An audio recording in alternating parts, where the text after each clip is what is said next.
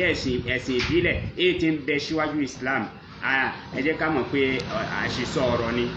àṣìsọ ọ̀rọ̀ nítorí pé ànábì wa Ádámù tọ́lọ́run kọ́kọ́ dá aṣọ tẹ́lẹ̀ pé kí ló fi kọ́ àwọn ọmọ ẹ̀ tí ì ṣe pé la ilaha illallah pé kò sọ́ba kan tó máa jọ́sìn fún àyàfi Allah. Iṣẹ́ nìyẹn tí ànábì wa Ádámù alayhi salatu wassalam ó fi kọ́ àwọn ọmọ ẹ̀. Bákan náà ni fún gbogbo àwọn ànábì Ọlọ́run. Ǹjẹ́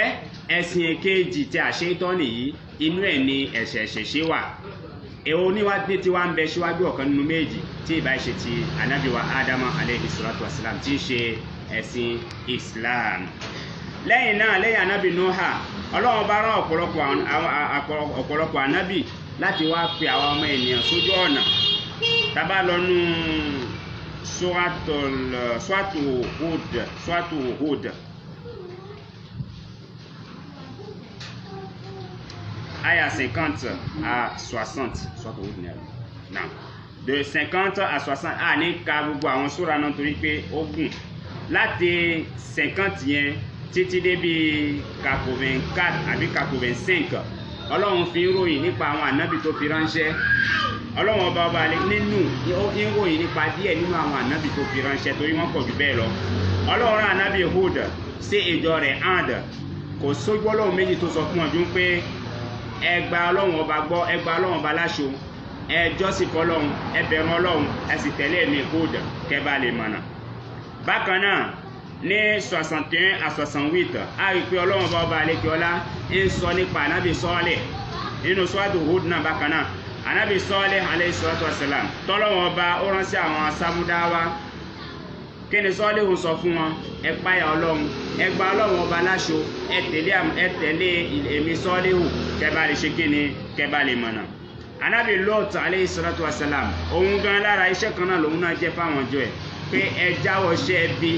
ẹ bẹ̀rù Ọlọ́run, ẹ jọ́sìn fọ́lọ́run ọba àṣọ kẹ́ bá lè mọ̀nà. Láì gbàgbé ànábì wa Ṣuaib alayhi salatu wassalam tọ́lọ́run wọn sí àwọn ìjọ Madian tó ṣe pé àwọn náà Ṣuaib ó jíṣẹ́ fún àwọn náà bákan náà bí gbogbo àwọn ànábì tó ṣíwájú wípé ẹ páyà Ọlọ́run, ẹ gba Ọlọ́run ọba ọ̀kan náà, ẹ gbà á láṣẹ òun ni kí ẹ mọ jọ́sìn fún, ẹ wá tẹ̀lé mi Ṣuaib, ẹ tẹ̀lé mi kí ẹ bá lè ṣe kíni kí ẹ bá lè mọ̀nà. Láì gbàgbé ànábì wa Ibrahim alayhi salatu wassalam tí gbogbo apáta àti mùsùlùmí àti kírísítẹ́nì gbogbo apáta àmọ́ ní bàbá ìgbàgbọ́. Ibrahim alayhi salatu wassalam nínú ìtàn tiẹ̀ náà kò sí ohun méjì tó pa àwọn èèyàn sí tí ìbá ṣe pé kí wọ́n gbà fún Ọlọ́run ọba àṣọ, ká gbà fún Ọlọ́run ọba àṣọ, ká mọ Ọlọ́run ọba náà lọ́ba, ká páyà rẹ̀, ká sì mọ̀ sìn, ká wá tẹ̀lé Ibrahim alayhi salatu wassalam kí wọ́n bá lè ṣe kí ni kí wọ́n bá lè mọ̀nà. Ibrahim yìí alayhi salatu wassalam a rí pé òun ni bàbá ìgbàgbọ́, ìyẹn pé Ibrahim ó jẹ́ bàbá Ismail àti Ishaq. Tá à ń sọ lónìí pé Ismail ń jẹ́ bàbá ńlá ànábì wa Muhammad sallallahu alaihi wasallam, Ishaq ìsìn jẹ́ bàbá ńlá ànábì wa Isa alayhi salatu wassalam. Kí ni Ibrahim wá fi mọ àwọn ọmọ rẹ̀ méjèèjì tí wá ń jẹ́ pé lónìí ẹ̀sìn wá ń pín sí yẹlẹyẹlẹ?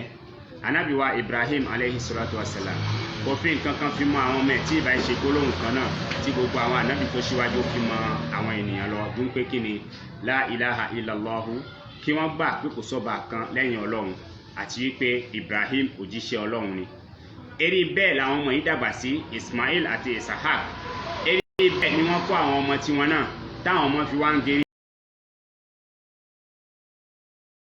Àwọn ọmọ fi ń wáyé títí ó fi kan ànábì Isa alayhi salatu wassalam tí òun náà gbọ́dọ̀ pé àwọn èèyàn sì dé nǹkan kan ju ń pé kí ni ká mọ Ọlọ́run ọba láṣọ, ká sì tẹ̀lé òun Isa ká bá lè mọ̀nà. Títí ó fi kan ànábì wa Muhammad tó jẹ́ ìgbẹ̀yìn nínú àwọn ànábì náà tó ṣe pé òun náà gbọ́dọ̀ pé àwọn èèyàn sì dé nǹkan kan ju ń pé kí ni ká gbọ́n Ọlọ́run láṣọ, ká sì tẹ̀lé òun Muhammad sallallahu alaihi wasallam kí àwọn ọmọ ànábì Ádámù kí a bá lè mọ̀nà. Ǹjẹ́ ọmọ ìyá nídìílé ẹ̀sìn Islam níbi tá a dé yìí pẹ̀lú àṣẹ Ọlọ́run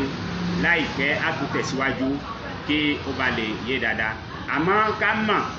débi yìí pé ẹ̀sìn lọ́dọ̀ Ọlọ́run ọ̀kan náà ni. ọ̀kan náà lẹ̀sìn lọ́dọ̀ Ọlọ́run ẹ̀sìn tọ́lọ́run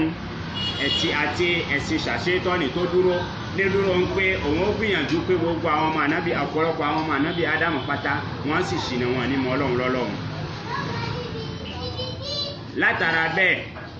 Ọlọ́run ọba àlekè ọlá òun sì wá làámọ́lẹ̀ fún wa nínú Al-Qur'an pé inna dina inda Allahi al-Islam ẹ̀sìn lọ́dọ̀ èmi Ọlọ́run òun ni kíni òun ni Islam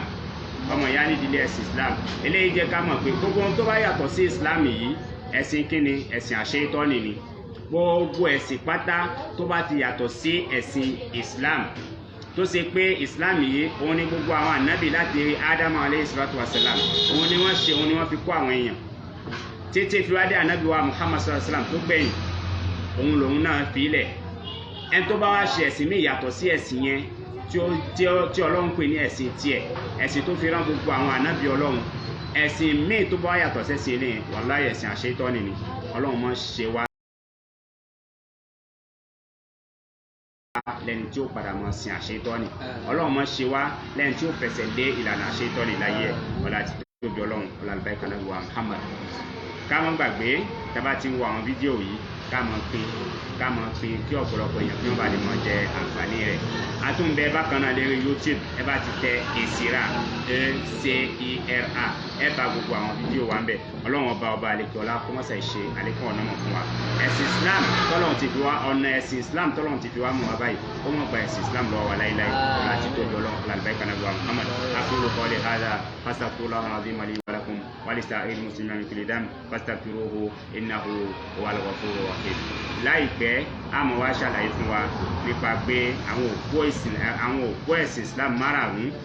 òpó ẹ̀sìn Islam márààrún àmọ́ mú àlàyé wá fúnra wa nípa bí wọ́n ṣe jáde yàní àmọ́ fà wọ́n yọ nínú Bíbélì àwọn òpó ẹ̀sìn Islam márààrún nínú Bíbélì yìí ni a padà mọ́ ṣàlàyé fúnra wa ká lè rí àrídájú pé ànábì Isa ànábì Musa àti gbogbo àwọn ànábì tó ṣíwájú ẹ̀kọ́ tánà Muhammad sallallahu alaihi wasallam kó wá kọ́ wa náà òun náà ni àwọn náà kọ́ wa subhana rabbika rabbil izzati amma yasifun wassalamu ala al mursalin walhamdulillahi rabbil alamin.